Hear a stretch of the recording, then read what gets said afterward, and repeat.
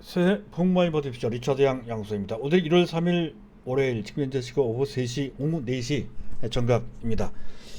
자, 먼저 말씀을 드려야 될 것은 사과 말씀인데요. 지난 12월 중순부터인 것 같습니다.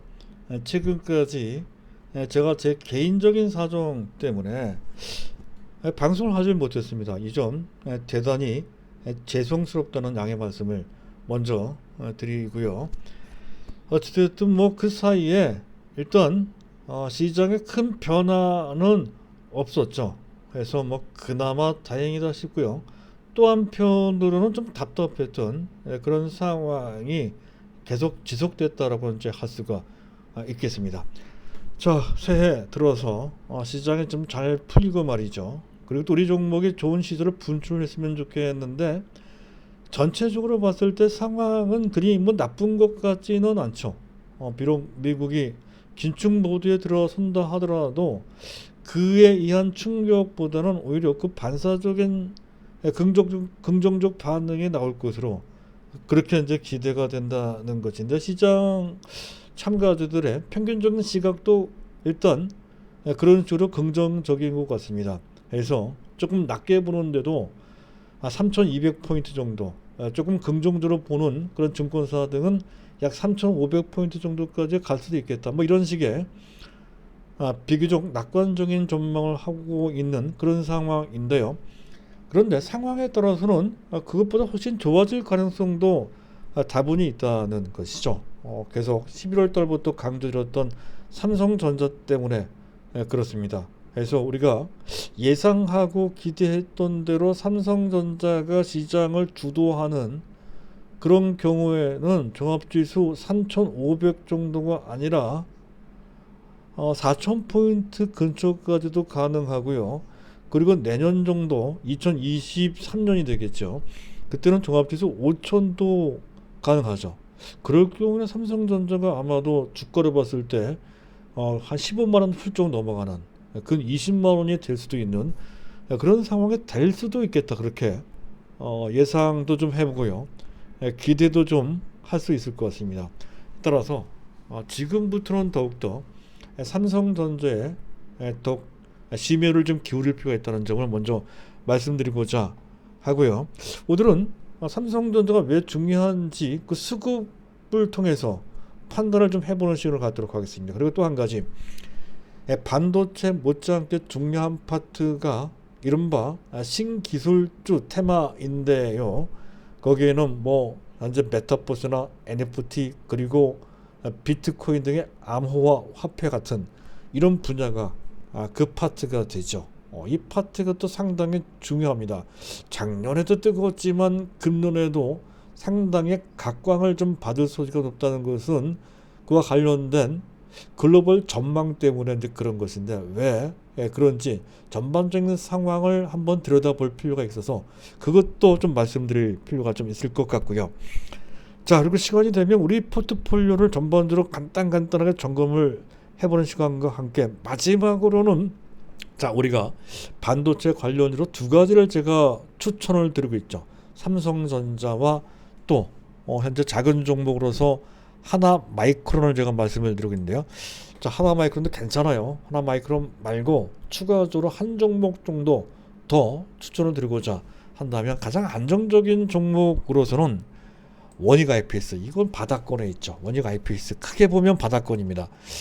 자, 그리고 그거 말고 약간 공격적으로 볼 수 있는 종목으로서는 현재 PSK 같은 종목이 있습니다. 신고가이거든요. 신고가. 자, 이 종목이 왜 이렇게 신고가 행진을 하는지에 대해서 좀 알아둘 필요가 있고 만약에 기회가 되면 어느 정도 잡아둘 필요가 있다는 점에서 이 종목을 설명드리는 그런 시간을 갖도록 하겠습니다. 자, 오늘도 순서에 맞춰서 자, 시장 점검을 먼저 해볼 건데요. 일단 차트는 종합지수 차트를 올려놔야 되겠죠. 차트를 보니까 지난 10월 달부터 1월 달까지 3개월 내내 일정한 접지좁은 박스권에서 움직이고 있는 모습을 볼 수가 있죠. 상당히 답답한 모습을 보이고 있다는 건데 자, 금년 중 그 어느 때 이런 모습에서 탈피할 것으로 기대가 됩니다. 일단 먼저 시점을 점검할 때 봐야 되는 것은 자, 미국 시장 채권 시장 상황이죠. 미국 국채 10년물 금리가 1.4980%로서 지난 12월 달에 보였던 그 정도 수준에서 크게 이탈하지 않는 비교적 안정된 그런 모습으로 일단 우리 시장에 긍정적으로 작용하는 그런 상황이고요. 자, DXY 달러 인덱스 95.8 여전히 높습니다만 역시 특별히 더 올라가지는 않았습니다. 그런데 문제가 되는 것은 원달러 환율입니다. 1192원 정도 수준인데요. 자, 이 점은 다소 찜찜하기에 좀 차트를 보면 설명을 좀 해드릴 필요 있겠습니다. 현재 보고 계신 화면의 오른쪽 하단에 있는 차트가 원달러 환율 일봉 차트인데요. 지금 옆으로 그어져 있는 선이 현재 1200원 심리적 저항선입니다. 그 근처로까지 현재 육박해 있는 그런 모습이죠. 그래서 뚫고 올라가는 모습은 별로 좋은 모습이 아닙니다. 뚫고 올라간다는 얘기는 달러 대비 원화 가치가 급락한다는 얘기가 되는 거죠. 그만큼 외환 시장이 불안해지고 있다는 것을 뜻한다는 건데 사실은 특별히 그럴 만한 불안 요소는 그게 크지 않습니다. 그런데도 불구하고 원달러 환율이 많이 올라간 것은 아마도 연말 연초라고는 시점적인 어떤 특성 때문에 그런 것인지 이걸 한번 생각해 볼 필요가 있다는 것이죠. 어찌됐든 어느 정도는 경계를 해야 될 필요가 있어서 원달러 환율 좀 봤고요. 1200원이 넘어가는 상황이 될 때는 우리 주식시장한테도 약간 부정적인 영향을 미칠 수 있다는 것을 약간은 감안을 할 필요가 좀 있을 것 같습니다. 자, 그렇고 오늘 주변 증시를 보면은 나스닥 선물도 괜찮았고요. 주변 상황은 그렇게 나쁘지 않았습니다. 하지만 우리 증시가 그렇게 탄력적으로 반응하지는 못했죠. 여태까지 그래 왔고 앞으로도 그럴 것으로 그렇게 판단이 됩니다. 미국 시장은 좋아도 우리는 긴축 모드에서 이머징 마켓에서 어떤 굴레에서 벗어나지 못하는 그런 모습이 반복된다라는 그런 개념으로 좀 봐야 된다는 건데 여기서 한 가지 더 지켜봐야 될 것은 수급을 봐야죠. 수급을 잠깐 보도록 하겠습니다. 일단 자막을 지워놓고 보겠습니다. 자, 개인과 외국인들의 순매수, 또 외국인들의 순매수는 지난 12월 달부터 지속적으로 이어지는 그런 모습을 일단 긍정적입니다. 기관들이 대규모 매도했다는 건데 사실은 이 점은 지난 12월 29일 양도세 문제와 관련된 수급에 상당한 변동성이 있었죠.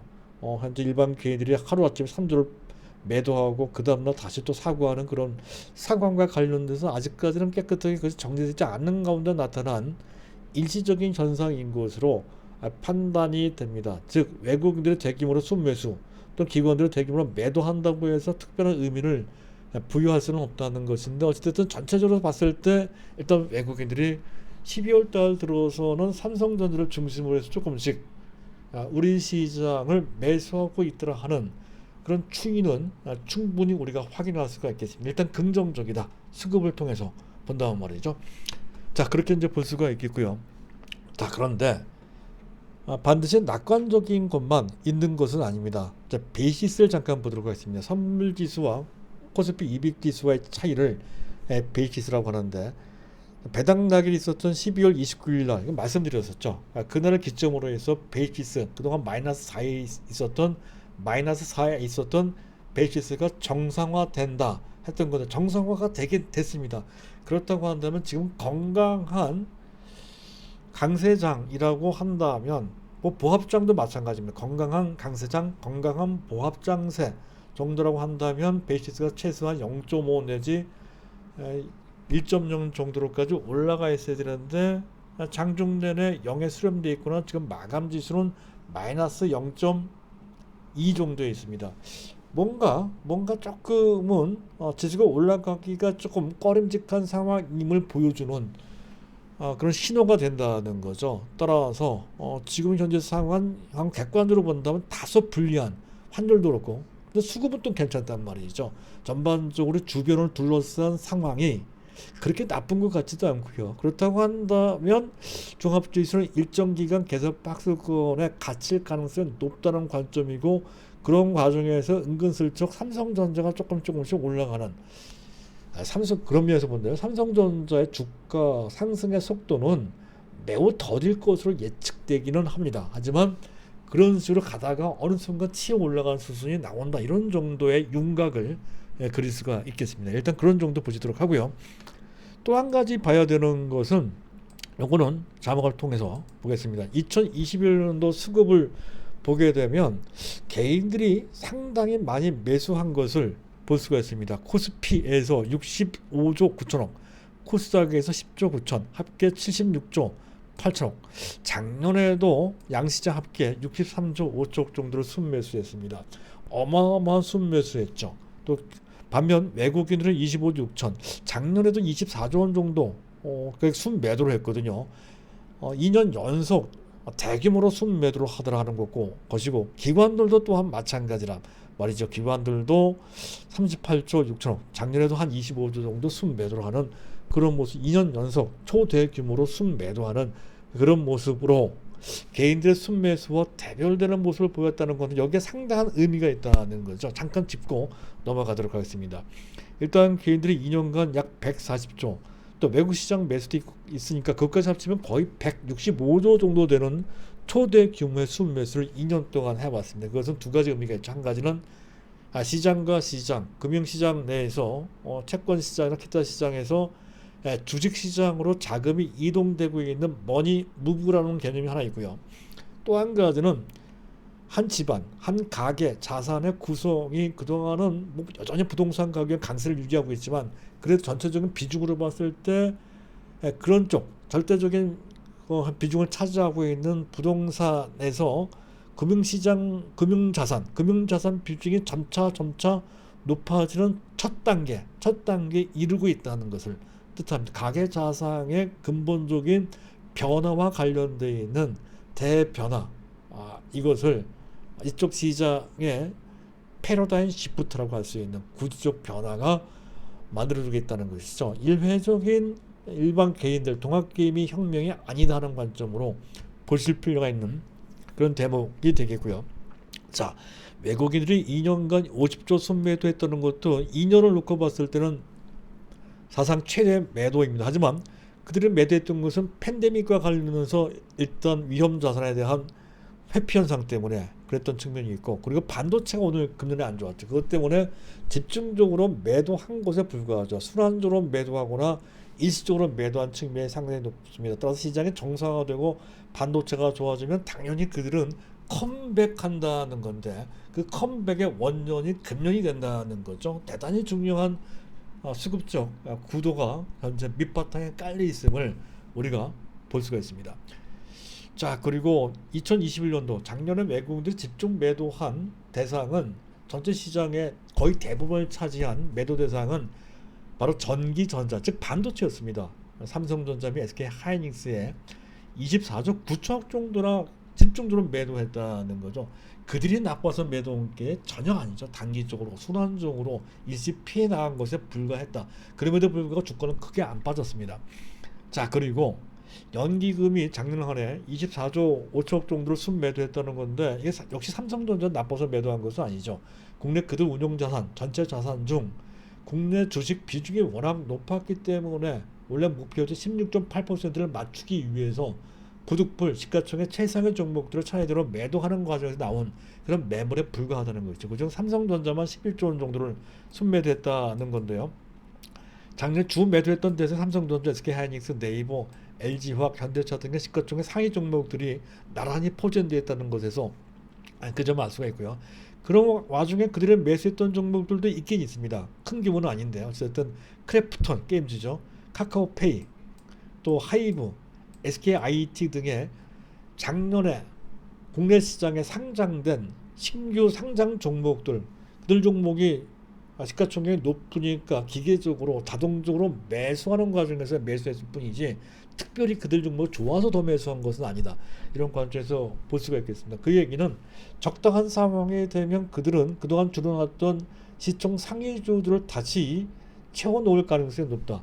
이렇게 볼 수 있다는 건데, 그들이 국내 주식 비중은 17.5%인데요. 계속 전체 규모가 커지고 있기 때문에 지금 이 상태로 놔둔다고 한다면 자연스럽게 16.8%의 금조입이 되고 플러스 마이너스 3%포인트 또 정권이 바뀌게 되거나 어찌됐든 대통령이 바뀌게 되면 연기금에 대한 압박이 높아질 소지가 상당히 높습니다. 즉 국내 주식은 매수하라고 하는 정치적 압력이 작용될 소지가 높다는 거죠. 그렇다고 한다면 잘하면 그들이 다시 적극적으로 매수를 하거나 최소한 매수하지 않는다 하더라도 매도도 하지 않는 그런 상황이 될 것이라는 점에서 작년과 재작년 특히 작년에 삼성전자에 대한 압박은 최소한 없어지거나 반대로 삼성전자에 대한 매수로 바뀔 가능성이 높다는 것이죠. 수급적 측면에서 외국인도 기관도 매수할 수 있는 그런 상황에 만들어졌다는 것이고 앞에서 설명드렸듯이 동학개미 등의 일반 개인들도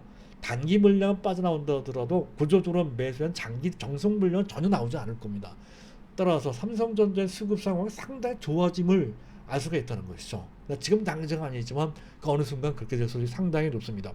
그렇다고 한다면 우리가 삼성전자 실적 좋아지고 앞으로 전망도 밝은데 매도할 이유가 전혀 없죠. 안 갖고 계신 분들은 당연히 매수해야 된다는 것을 수급을 통해서도 충분히 확인할 수가 있겠어서 그 점 계속 강조드리고 있는 것이고요. 절대 삼성전자에 대해서 현재 실망하거나 불안하게 생각하시거나 그럴 필요 전혀 없습니다. 지금이라도 삼성전자에 대한 비중을 안 갖고 계신 비중 낮추면 적당한 수준으로 올려줘야 된다는 점을 다시 한번 말씀드리고자 하고요. 자, 여기까지입니다. 그리고 두 번째 주제로 넘어가도록 하죠. 2차 전지주들이 좀 부진합니다. 잠깐 차트를 보도록 할까요? 일진 머티리얼스도 그렇고요. SKC가 좀 부진하고요. 또 현재 대주전자재료, 나노신소재는 7% 오늘 급락을 했습니다. 그 외 다른 종목들도 다 그렇죠.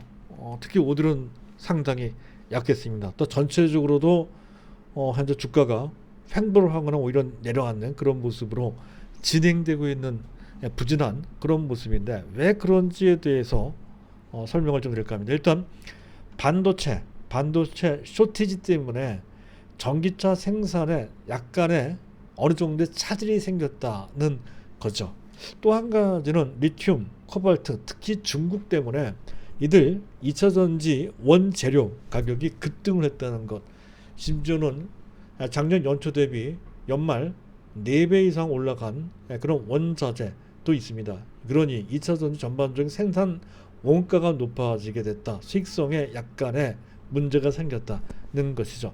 또 한 가지는 의외로 중국에 중점을 두고 있는 LFP 배터리에 대하여 좀 테슬라의 러브콜, 특히 보급형 전기차에 거의 싹쓸이를 했다는 소식이 전해지고 있죠. 리튬 이온을 중심으로 하는 우리 전기차 배터리에 어느 정도의 타격을 주고 있다라고 하는 분석이 좀 나오고 있다는 거죠.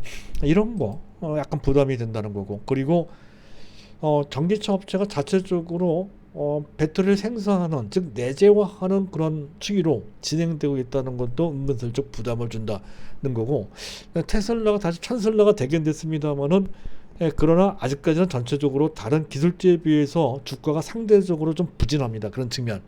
또 금년 1월 달에 LG ES 에너지 솔루션이 상장되죠. 이렇게 되면 2차 전지와 관련된 전반적인 포트폴리오의 구성이 좀 달라지게 됩니다. 그게 워낙 크다 보니까 다른 쪽에 쏠려있던 펀드 자금이 부분적으로 빠져나가게 되는 그런 케이스가 된다는 거죠.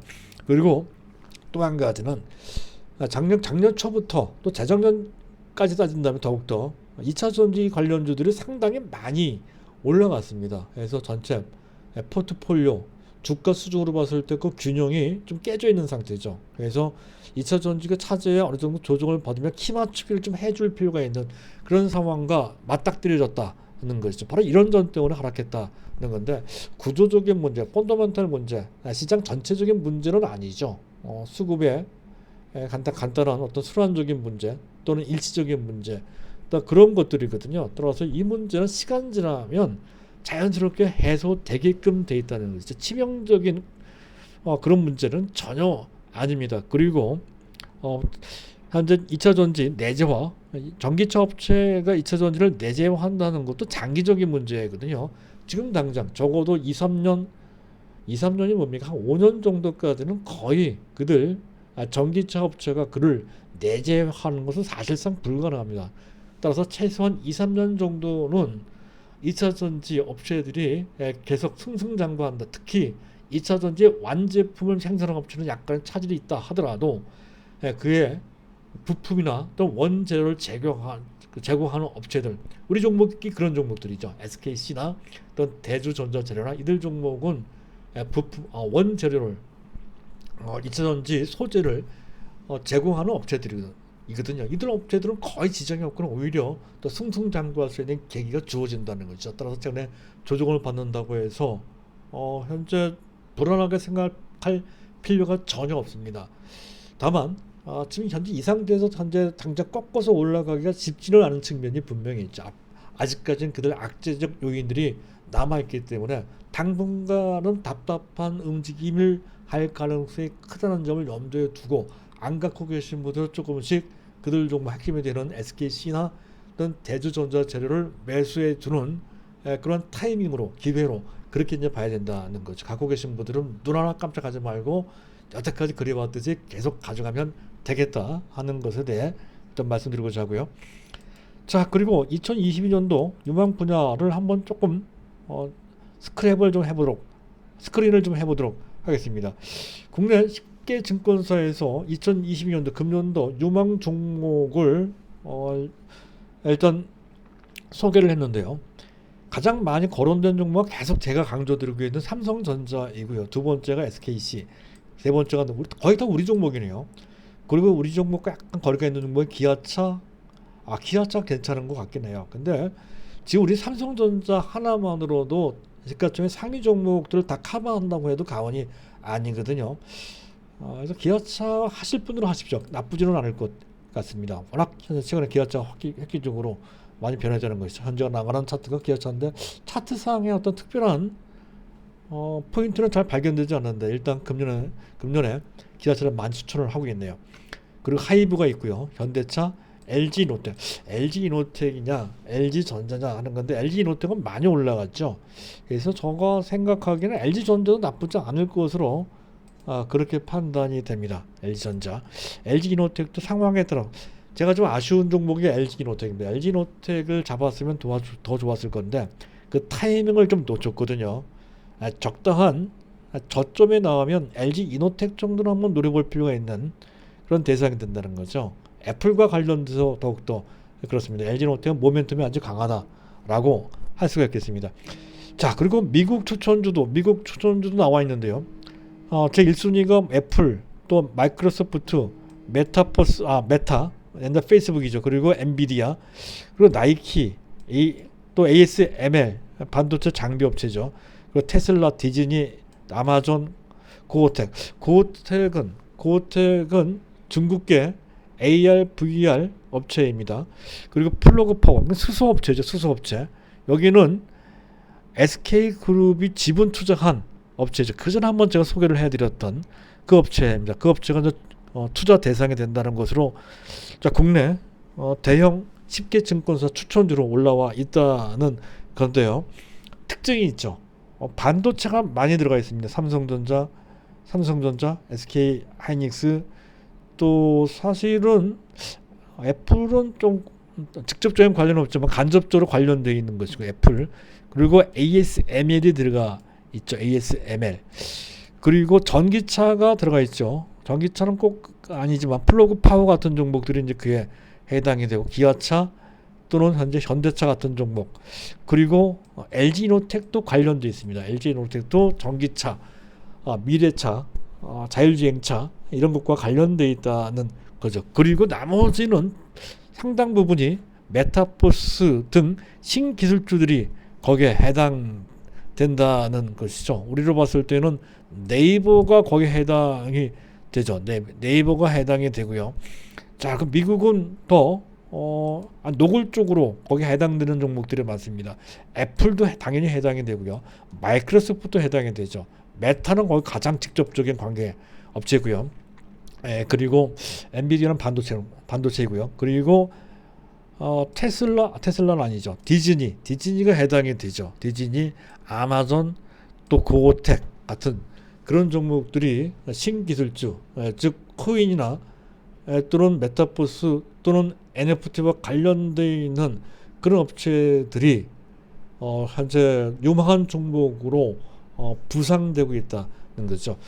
이들 종목이 매우 중요하기 때문에 작년에도 그랬지만 거기서 그치는 것이 아니라 금년에도 그들이 힘을 낼 수 있는 상황이라는 것을 많은 시장 참가자들이 공통적으로 느끼고 있다 하는 것을 보여준다는 그런 종목들이 시세가 잘 안 빠지고 올라갈 때 화려하게 올라갈 수 있는 힘이 현재 나온다는 것이죠. 그런 것을 인식한다고 한다면 그와 관련된 종목들에 대해서 계속 자신감을 갖고 가야 된다는 건데 거기에 해당되는 종목들이 있죠. 자, 잠깐 이왕 얘기가 나온 김에 점검을 좀 해보도록 하죠. 일단 장기, 정석, 아래 포트 종목이라고 하는데 아래 포트, 리차드 양의 포트폴리오 종목입니다. 줄여서 아래 포트라고 제가 말씀을 드리고 있는데 장기 정석 종목으로 해서 F3 종목이 있죠. 삼성전자, 삼성바이오로직스, 네이버. 삼성바이오로직스는 지난 연말에 한번 크게 올라갔다가 떨어진 바 있었던 건데 바이오젠을 인수한다는 설 때문에 크게 올라갔다가 떨어진 것인데 어쨌든 뭐 그런 것에 신경 쓰지 마십시오. 어쨌든 그 자체로 인수하든 말든 삼성바이오로직스는 한데 탄탄하게 올라가고 성장하고 있는 그런 업체다 하는 관점에서 계속 긍정적으로 보시면 된다는 거고요. 또 네이버, 그리고 반도체 장비 쪽에 하나 마이크론, 그리고 부회 종목이 있었죠. 테스나, PSK, 또 원익 IPS, 동진 세미캠 등이 있고요. 이들 종목은 계속 매수 보유한다는 관점인데요. 또 기본 종목은 삼성전자, 삼성바이오로직스, 네이버, 그리고 작은 종목으로서 하나 마이크론 같은 종목은 아마 유중이나 무중 신주 물량 때문에 단기적으로 다소 좀 무거울 거는 같은데 그래도 주가는 크게 안 빠지고 잘 버티고 있는 모습이 상당히 양호합니다. 안 갖고 계신 분들 필히 매수를 해야 될 것 같습니다. 이 점에 대해서 그전에 계속 강조드린 바 있었죠. 그리고 오늘 새롭게 말씀드릴 종목이 PSK이고요. 2차 전지는 SKC, 대지전자, 그리고 단타 종목으로서 나노신 소재가 있고요. 현재 나노신 한 번 더 빠지면 밑에서 단타로 매수할 필요가 있는 그런 상태로 그렇게 이제 판단이 됩니다. 주가를 본다면 6만 원 이하가 되겠죠. 그때가 이제 매수 타이밍이 된다 하는 그런 관점이고요. 신기술주는 4종목 플러스 알파죠. 다날, 그리고 DOU, 위메이드, 자이언트 스텝인데 이 순서는 조금 신경 써도 봐야 될 것 같습니다. DOU가 조금 더 좀 낫지 않을까 싶은데 지금 당장은 위메이드 내지 다날 정도가 시장에서 크게 인기를 얻고 힘을 내고 있는 그런 상황이다 하는 것이 다날.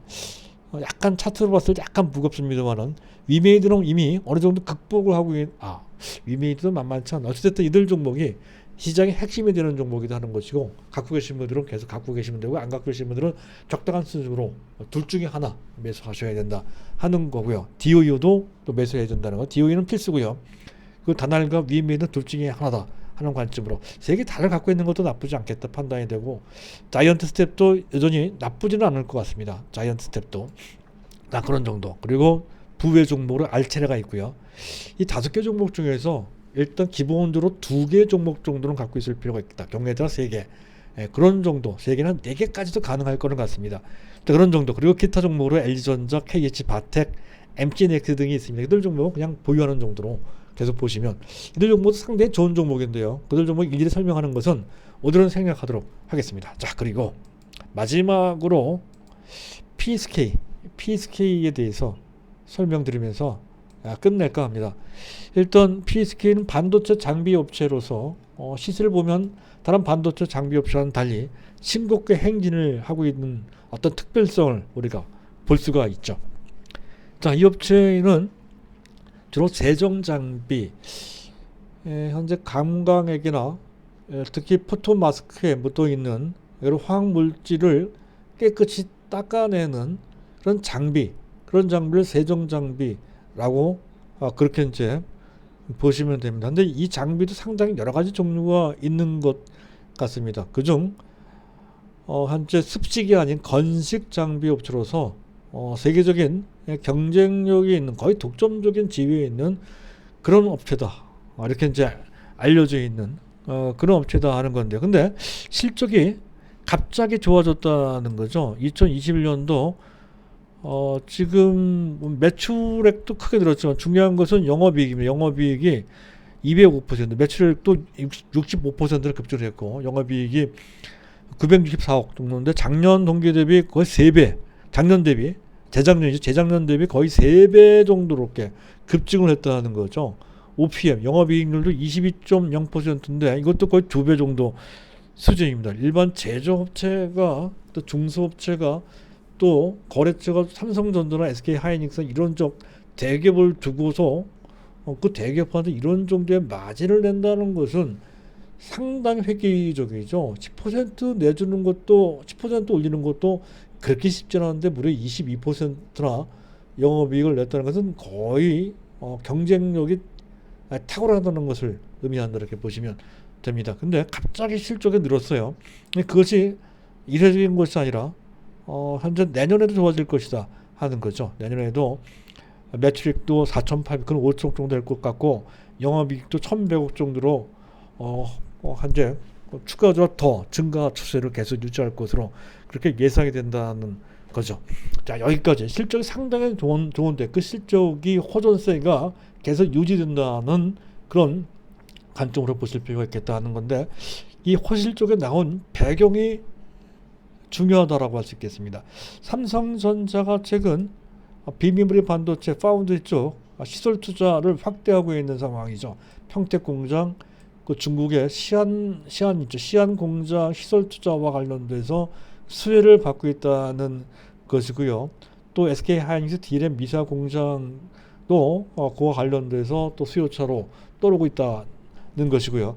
또 한 가지는 해외 수출을 하고 있다는 건데 수출이 잘 되고 있다는 것이죠. 특히 이 세정 장비는 전공정 장비입니다. 우리나라가 수출을 한다면 후공정 장비는 간혹 수출을 한다든가 그랬었습니다. 하지만 전공정 장비를 수출하는 것은 상당히 이례적인데 그 전공정 장비 수출 비중이 어느덧 전체 매출 50% 상회하는 정도로 상당히 중요해졌다는 거죠. 그만큼 전공정 장비로서 인정받는 사실상 거의 유일한 케이스지 않을까 싶을 정도로 특이한 그런 측면이 있다는 것이죠. 상당히 그 부분과 관련돼서는 의미가 크다 이렇게 판단이 됩니다.